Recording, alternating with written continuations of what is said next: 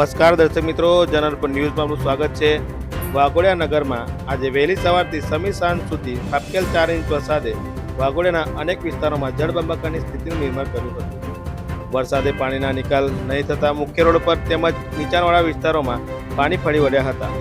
Waghodia road ઉપર અનેક નીચાણવાળી સોસાયટીમાં પાણી ભરાયા હતા તો ધીરજ રસ્તા પાસે આવેલ સુપરમાર્કેટમાં પાણી ઘૂસવાનું શરૂ થતાં બેઝમેન્ટમાં આવેલી દુકાનમાં 8 ફૂટ ઉપરાંત પાણી ગરકાવ બની હતી। વેપારીઓ લાખોનું ચીજ વસ્તુઓનું ભારે નુકસાન પહોંચતા વેપારીએ આર્થિક ફટકો વેઠવાનો વારો આવ્યો હતો। વેપારીઓએ તંત્ર પર રોષ ઠાલવતા તંત્ર ઘોડા છૂટ્યા બાદ તબેલાને તાળા મારવા દોડ્યું હતું। ભરાયેલ પાણીના નિકાલ માટે તાત્કાલિક જેસીબી મશીનથી પાણીનો નિકાલ કરવાની વ્યવસ્થા કરી હતી। વાઘોડિયા એસ ડેપો પાછળ આવેલ ગાદી ફળિયા તેમજ આનંદનગરીમાં ક્યાંક કમરસમાં તો ક્યાંક છાતીસમાં પાણી ભરાયા હતા। સ્થાનિકો ગેરોમાં ઘૂંટણસમાં પાણી ફરી વળતા ઘરવખરી ફર્નિચર તેમજ અનાજ કપડાને મોટું નુકસાન પહોંચ્યું હતું। વાઘોડિયા વહીવટીતંત્ર દ્વારા તાત્કાલિક કમર સપ્તાહ પાણીમાં સ્થાનિકોની સ્થિતિ મેળવ્યો હતો। લગભગ 40 ઉપરાંત પરિવારોનું સ્થળાંતર કરી આજની રાત રહેવા અને જમવાની વ્યવસ્થા કરવામાં આવી હતી। વાઘોડિયા મામલતદાર હિતેન્દ્રભાઈ ગોહિલે સ્થિતિ અંગેની પ્રાપ્ત અધિકારીને જાણ કરી હતી। વહીવટીતંત્ર સાથે સ્થાનિક આગેવાનો પણ પાણીના નિકાલ અંગેની સમીક્ષા કરી હતી। રિપોર્ટર પંકજ વસાવા સાથે જનરલ ન્યૂઝ વાઘોડિયા।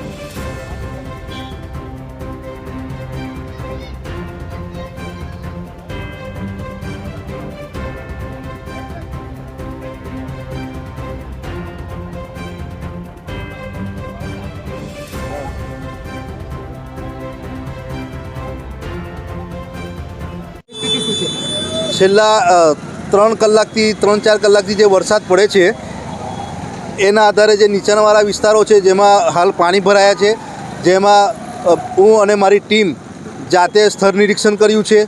કમર સુધીના પાણીની અંદર અમે જાતે ચાલીને લોકોને ઘરે ઘરે ફરીને એમની સાથે ચર્ચા કરી છે।